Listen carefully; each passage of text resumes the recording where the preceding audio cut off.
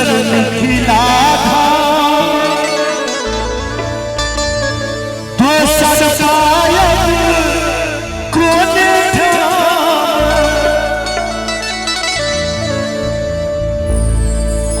सब दरवाजे चेंज करिए ताली बजा दियो सब पाछू सब कि दुल्हा दुल्हन सीताराम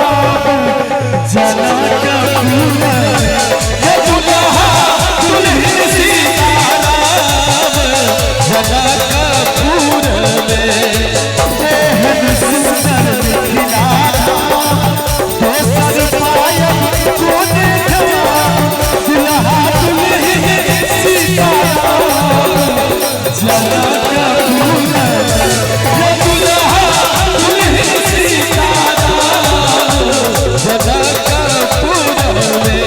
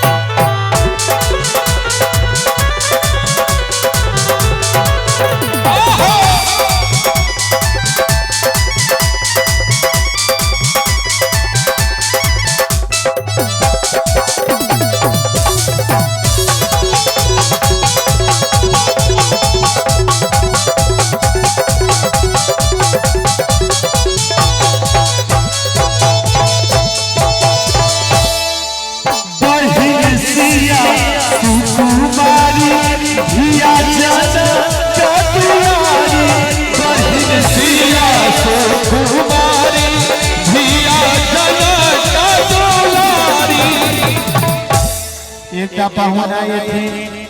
एगो पाहुन हैया बैसल छथिन आगू को कोट पेट लगा कर बहिन सिया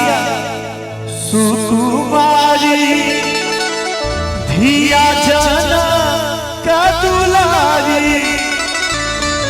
राम जी के ससुरारी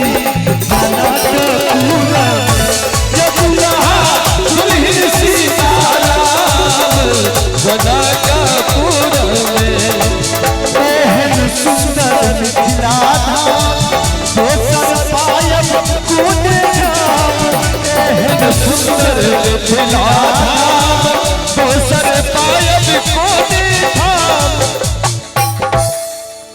बाराती जो लोग शुरू में जखन आवे छे तो मुंह तू लटका के बैसल रह,